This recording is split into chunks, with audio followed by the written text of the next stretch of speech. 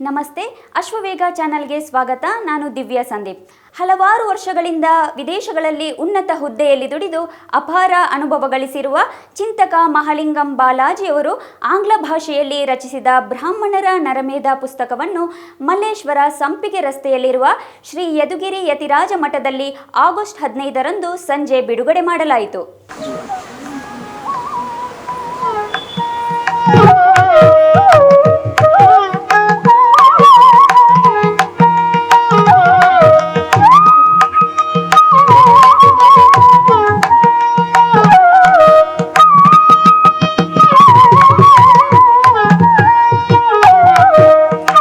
ಇಡೀ ಸನಾತನ ಧರ್ಮಕ್ಕೆ ದೊಡ್ಡ ಆಘಾತ ಕಾದಿದೆ, ಆಗ್ತಾ ಇದೆ ಮತಾಂತರದಿಂದ.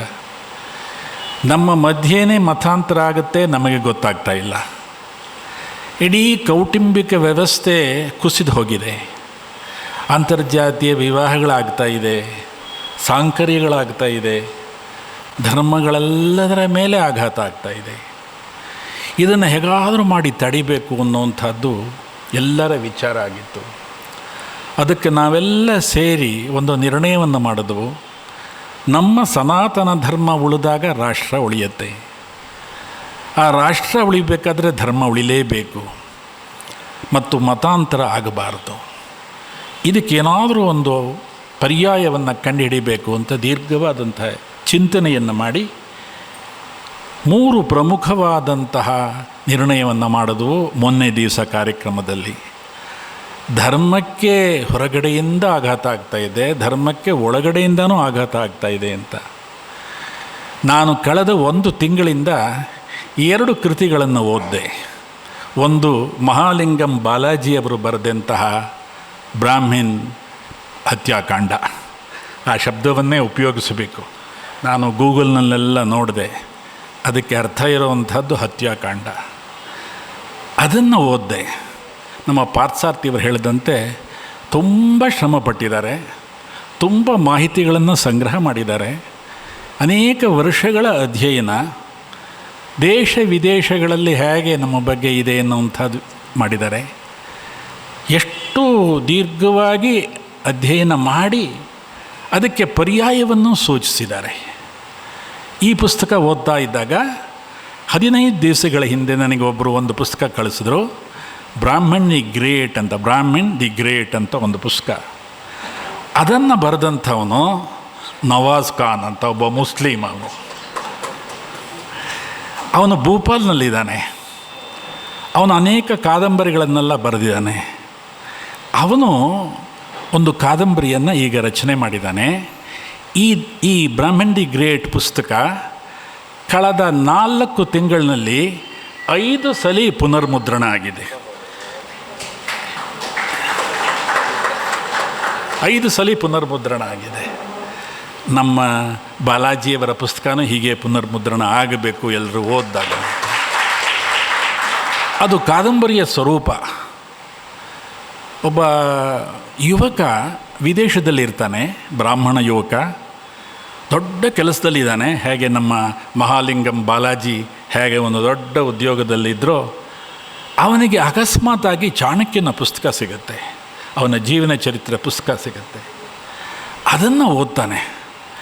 ಓದ್ಬಿಟ್ಟು ಈ ಉದ್ಯೋಗ ಇದೆಲ್ಲವೂ ನಿರರ್ಥಕ, ಏನಾದರೂ ಮಾಡಿ ಬ್ರಾಹ್ಮಣ ಸಮುದಾಯವನ್ನು ಉದ್ಧಾರ ಮಾಡಬೇಕು ಅಂತ ನಿರ್ಧಾರ ಮಾಡಿ ಅವನು ವಿದೇಶದಿಂದ ಕಾಶಿಗೆ ಬಂದು ಕೇಶಮುಂಡನವನ್ನು ಮಾಡಿಕೊಂಡು, ಬಿಳಿ ಉಡುಪನ್ನು ಧರಿಸ್ಕೊಂಡು, ಕೈನಲ್ಲಿ ಒಂದು ಬ್ಯಾಗ್ ಇಟ್ಕೊಂಡು, ಮರದ ಪಾದುಕೆಗಳನ್ನು ಹಾಕ್ಕೊಂಡು, ನಾನು ಜೂನಿಯರ್ ಚಾಣಕ್ಯ ಅಂತ ಹೇಳಿಕೊಂಡು ಇಡೀ ಭಾರತವನ್ನು ಪರ್ಯಟನೆ ಮಾಡ್ತಾನೆ.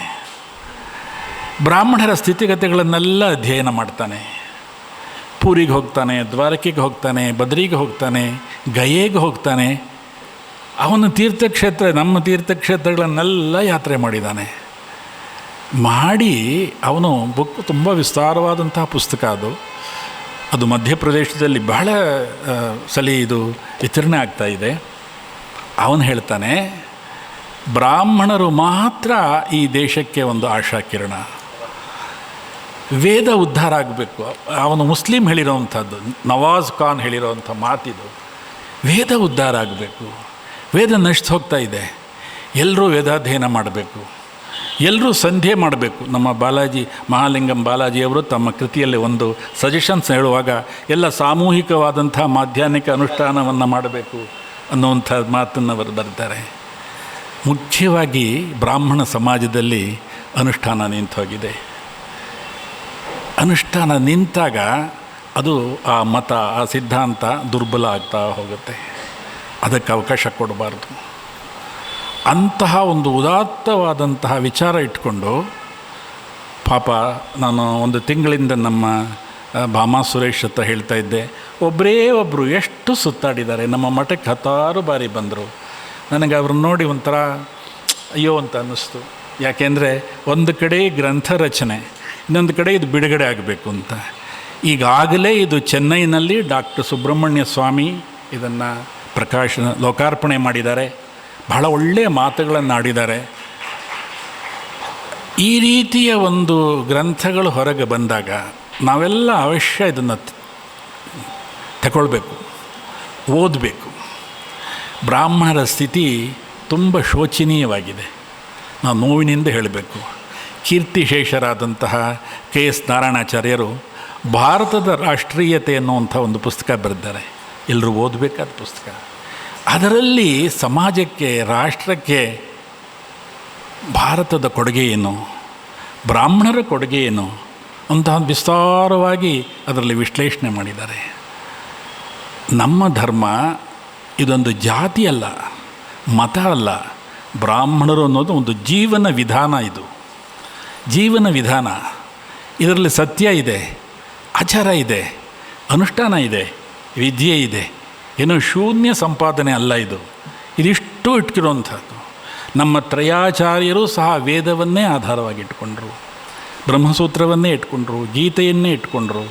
ಇದರಿಂದ ಸನಾತನ ಧರ್ಮದ ಪ್ರಚಾರ ಮಾಡಿದ್ರು, ಅದು ಉದ್ಧಾರ ಮಾಡಿದ್ರು.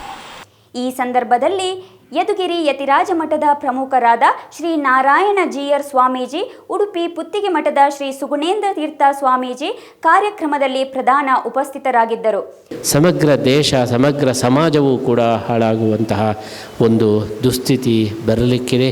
ಈ ದೃಷ್ಟಿಯಲ್ಲಿ ಇದನ್ನು ಬಹಳ ದಿಟ್ಟವಾಗಿ, ಬಹಳ ಧೈರ್ಯದಿಂದ ಇದನ್ನು ಗುರುತಿಸಿ ಇದನ್ನು ಜಗತ್ತಿಗೆ ತೋರ್ಪಡಿಸಿದಂತಹ ನಮ್ಮ ಬಾಲಾಜಿಯವರನ್ನು ನಾವು ಮುಕ್ತ ಕಂಠದಿಂದ ಪ್ರಶಂಸೆ ಮಾಡ್ತಾ ಇದ್ದೇವೆ. ಈ ರೀತಿ ಪ್ರತಿಯೊಬ್ಬ ಬ್ರಾಹ್ಮಣರು ಕೂಡ ಅವರು ಎದ್ದು ನಿಂತರೆ ನಮ್ಮ ಸಮಾಜವೂ ಉಳಿತದೆ, ದೇಶವೂ ಉಳಿತದೆ. ಆ ಮೂಲಕ ಇಡೀ ಜಗತ್ತಿಗೆ ಒಳ್ಳೆಯದಾಗಲಿಕ್ಕೆ ಸಾಧ್ಯವಾಗ್ತದೆ. ಆ ದೃಷ್ಟಿಯಲ್ಲಿ ಹಿಂದಿನ ಮಾತೇ ಇದೆ, ಇಡೀ ಜಗತ್ತು ಬ್ರಾಹ್ಮಣರ ಕೈಯಲ್ಲಿ ಇದೆ ಅಂತ ಹೇಳಿ. ಇಡೀ ಜಗತ್ತು ರಾಜರ ಕೈಯಲ್ಲಿ ಇದ್ದರೆ ರಾಜರು ಬ್ರಾಹ್ಮಣರ ಕೈಯಲ್ಲಿರ್ತಾರೆ. ಬ್ರಾಹ್ಮಣರು, ಋಷಿಗಳು ಸರಿಯಾದಂತಹ ಯೋಚನೆಯನ್ನು ಮಾಡಿ, ಪ್ರಾಮಾಣಿಕವಾಗಿ ಯೋಚನೆಯನ್ನು ಮಾಡಿ ರಾಜರುಗಳಿಗೆ ಸಲಹೆ ಕೊಟ್ಟಂತೆ ರಾಜ್ಯಭಾರ ನಡೆದರೆ ಜಗತ್ತು ಚೆನ್ನಾಗಿರ್ತದೆ ಎಂಬುದಾಗಿ ಬ್ರಾಹ್ಮಣರಿಗೆ ಮೊದಲು ನಮಸ್ಕಾರ ಮಾಡ್ತೇನೆ ಅಂತ ಹೇಳಿ ಹಿಂದಿನ ವಿಮರ್ಶಕರು ಏನು ಗುರುತಿಸಿದ್ದಾರೆ. ಅಂತಹ ಒಂದು ಗುಣವನ್ನು ಬ್ರಾಹ್ಮಣರು ಮತ್ತೊಮ್ಮೆ ಪಡೆದುಕೊಂಡು ಸಂಘಟಿತರಾಗಿ ಸಮಾಜದ ಸೇವೆ, ಅದೇ ರೀತಿ ದೇಶದ ಸೇವೆಯನ್ನು ಮಾಡುವಂಥ ಆಗಲಿ ಅಂಥೇಳಿ ಸಂದರ್ಭದಲ್ಲಿ ಹಾರೈಸ್ತಾ, ಸ್ವಾತಂತ್ರ್ಯೋತ್ಸವದ ಈ ದಿವಸದಲ್ಲಿ ಇಂತಹ ಒಂದು ಮಹತ್ವದ ಒಂದು ಕೃತಿಯ ಒಂದು ಲೋಕಾರ್ಪಣೆ, ಇದು ಸ್ವಾತಂತ್ರ್ಯೋತ್ಸವಕ್ಕೆ ಪುಷ್ಟಿಯನ್ನು ನೀಡತಕ್ಕಂತಹ ಒಂದು ಒಳ್ಳೆಯ ಸತ್ಕಾರ್ಯ ಎಂಬುದಾಗಿ ನಾವು ಈ ಸಂದರ್ಭದಲ್ಲಿ ನಾವು ಅಭಿಪ್ರಾಯ ಪಡ್ತಾ, ಹರಿಹರಪುರದ ಶ್ರೀ ಸ್ವಯಂ ಪ್ರಕಾಶ ಸಚ್ಚಿದಾನಂದ ಸರಸ್ವತಿ ಸ್ವಾಮಿಗಳು ಕಳುಹಿಸಿಕೊಟ್ಟ ಅನುಗ್ರಹ ಸಂದೇಶವನ್ನು ಈ ಸಂದರ್ಭದಲ್ಲಿ ಓದಲಾಯಿತು. ತ್ಯಾಗಮೂರ್ತಿಂ ತಪೋನಿಷ್ಠಂ ಶಾರದಾರ್ಚನ ತತ್ಪರಂ ಸಚ್ಚಿದಾನಂದ ಯೋಗೀಂದ್ರಂ ಪ್ರತ್ಯಹಂ ಪ್ರಣಮಾಮ್ಯಹಂ. ಅನುರಾಗ ಸಂದೇಶ.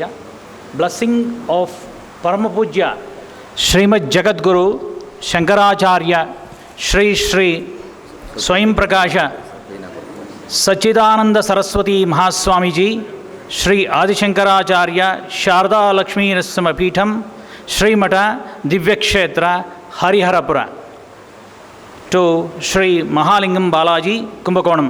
Respected sir, in the present day of society, the many problem issues and allegation faced especially by the Brahmin community, in turn creating an unhealthy environment, has been well compiled, and remedies for these issues also has been very well written, as brought out in your book, Brahmin Genocide. And as requested by you, it has been placed before the Paramapujya Mahaswamiji. Paramapujya Mahaswamiji expressed happiness about the book and told that in society, no community should face atrocity or discrimination, and hence bring out such a book shall be very valuable for the welfare of society. His Holiness blessed that this book be brought out to reach one and all in the society. Paramapujya Mahaswamiji on this occasion has conveyed his blessing to you, your entire family, and enclosed scared Mantrakshata with pranams. P. Raghunath Shastri, P.S. to Holiness, Srimata Hariharapura. Shri Gurubhyo Namaha. ಇದೇ ಸಂದರ್ಭದಲ್ಲಿ ವಿದ್ಯಾ Vachaspati doctor ಅರಳು ಮಲ್ಲಿಗೆ ಪಾರ್ಥಸಾರಥಿ ಹಾಗೂ ವೇದವಾರಿಧಿ doctor P Ramanujan ಅವರ ಗೌರವ ಉಪಸ್ಥಿತಿ ಕಾರ್ಯಕ್ರಮಕ್ಕೆ ಮೆರುಗು ತಂದಿತು. Not only Brahmins, the entire Hindu should be united now against this type of conspiracy, plotting, Brahmin hate, syndrome ಇದು. ಬ್ರಹ್ಮೋಫೋಬಿಯಾ ಇದು ಬ್ರಹ್ಮೋಫೋಬಿಯಾ. ಇದರ ಎದುರುಗಡೆ ನಮ್ಮಂಥ ಸಾಮಾನ್ಯರುಗಳು ಇವತ್ತಿನ ದಿನ ನಮ್ಮಲ್ಲಿ ಇನ್ನೊಂದು ದೊಡ್ಡ ಕರ್ಮ ಏನು ಅಂದರೆ ಶ್ರೇಷ್ಠತೆಯ ವ್ಯಸನ. ವಿ ಆರ್ ಗ್ರೇಟ್, ಆ ಮಠದವ್ರು ಏನು ಗ್ರೇಟ್, ಈ ಸ್ಕಾಲರ್ ನಾನ್ ಗ್ರೇಟ್, ಆ ಸ್ಕಾಲರ್ ಏನು ಗ್ರೇಟ್. ಬ್ರಾಹ್ಮಿನ್ಸ್ ತಲೆನೇ ಅವ್ರು ಹೇಳ್ತಾರೆ, unless you are united you will perish. Unless you are united, you will perish. He is a prophet. He is predicting it. So now or never, entire Brahmin community should come united, should come together. It's a wonderful contribution. It will be a literature will be going to stay for next 3-4 centuries, and all the Brahmins all over the world should have a copy of it and should understand it and digest it and implement it, whatever suggestions he has given in the end. ಅವರಿಗೆ ಬಾಲಾಜಿ ಅವರಿಗೆ ನಾನು ಹೃದಯ ತುಂಬಿರತಕ್ಕ ಧನ್ಯವಾದ ಹೇಳ್ತಾ, ಅವರ privations, private life, prosperous life, progressive life, profitable life ಎಲ್ಲ ಬಿಟ್ಟು Brahmin community ಉದ್ಧಾರ ಆಗಲಿ ಅಂತ he has sacrificed and written this. It's a great contribution. Hats off to you, sir. Hearty congratulations to him. I wish him best of luck. Let this book be released in all the states. Let this book be there in the hands of every Brahmin family in all parts of the world. All the best. Hats off to you. Thank you, sir. Can do nothing about it. Ravana says this. This comes from Ravana's mouth. He tells Kumbhakarna, I did a mistake, but I am not in a position even to accept. Already I have lost so many commanders and all that. Now you help me. Help me neutralize my error, my indiscrimination by your parakrama. Aviveka kritam karyam vikramena samikuru. This is what Ravana tells Kumbhakarna. Out of aviveka, yes, we have got into a situation where of course we are vulnerable. Only way is get back to our right path. No one else, nothing else can bring us back to our own glory. But once we get to our own path, nothing can stop from our achievement. These are two important things. So, of course, the word that he has used is very nice. Asi is the word that he has used. See, Asi is what Krishna also has said. Jnana is the asi with which you cut down all the ignorances. And the moment ignorance is not there, you don't have to bring in knowledge. It is innate. It is within. So, the jnanandamayastu atma is the definition of atma itself. So we have actually strayed from our path, and then if we get back to the path, that is what is needed. But there will be some testing times simply because our resolve will be tested. I usually give an example. Somebody takes an ornament to someone and wants to give this to get money in lieu of that. The person would like to ensure that this is gold alone. So it has to be tested. Nigarshana, Chedana, Daha Patanaihi. You have to test it out in a number of ways. So we will be tested that way. If you have strayed and you want to get back, you will be tested. There is no doubt about it. We should be ready for the test. Come out of the test with flying colors. That is done only by remembering our acharyas, the great Guru Parampara, the Vedika Sampradaya, the Sanatana Dharma. So that, I think, is the duty today. And of course, you don't have to be mild, you don't have to be timid. One can be proud of one's own heritage, one's own lineage. For example, all of us belong to one of the Saptarishis, any Gotra if you see. So we belong to such great lineage, so we don't have to be apologetic, we don't have to be timid, we don't have to hide our identity, it's not necessary. You don't become arrogant, that is fine, but at the same time, unless we know and unless we stand for what we should, then no one else will do it for us, no one will be able to help somebody out of the way. So, Uddharayad Atmanatmanam Natmanam Avasadayet. This is what I think, this is one of the key things that I find in the book that Balaji has written. It's important to reflect, to interact, to also see that more people join as a united effort. Then this has much more way of trying to influence people either out of ignorance or out of diffidence. Some are diffident. I find in the Vedic community, many of them don't have the confidence to, though they know the right thing, they are not having the confidence enough. Because indifference is the other part. There are a lot of people who are indifferent. So we have to be different from all of those and be what we are. So I think this opportunity given to me is just to see that, keep watching, be aware, help someone who needs to be made aware. So if that spirit comes up, in fact we have been having this problem for long. There is also a well-known saying, Swajati Vairi Chatvari Simha Shwana Gajadvija. So Brahmins are put along with the rest where we never join hands, we never cooperate kind of. That should not happen.